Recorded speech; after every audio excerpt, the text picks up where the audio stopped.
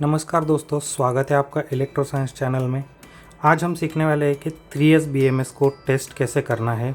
हमारे हर एक output point में प्रॉपर वोल्टेज आ रहा है या नहीं आ रहा है, और अगर वो ख़राब है तो वो कौन से सील के बीच में ख़राब है। तो चलिए वीडियो को शुरू करते हैं।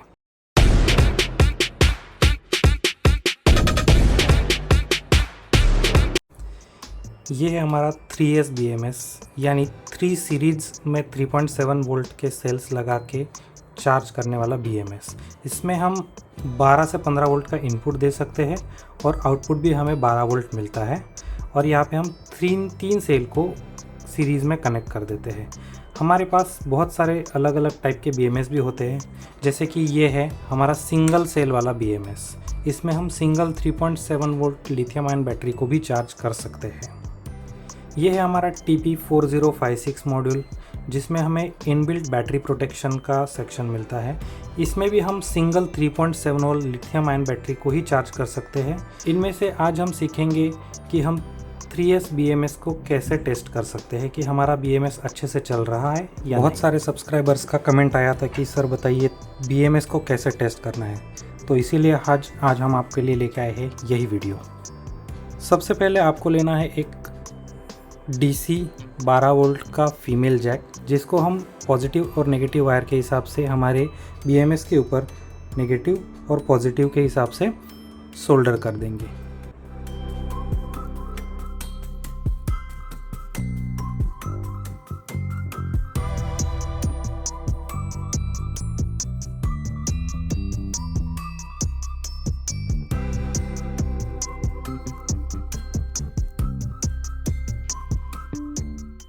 इसके बाद हमें लेना है एक 12 या 15 वोल्ट का चार्जर, जिसका आउटपुट हमें ये DC के पिन से मिलेगा, जो हमारे अभी कनेक्टेड किए फीमेल पिन के साथ कनेक्ट हो सके।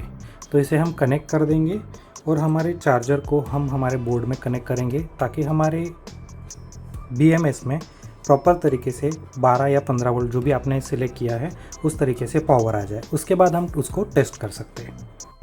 उसके बाद हम लेंगे मल्टीमीटर, जिसे हम वोल्टेज मेजर करेंगे। इसे हम 20 पर सेट करेंगे, ताकि हमारा जो आउटपुट वोल्टेज होता है वो 3 से लेकर 12 वोल्ट तक रह सकता है, तो हम उसे अच्छे से टेस्ट कर पाए।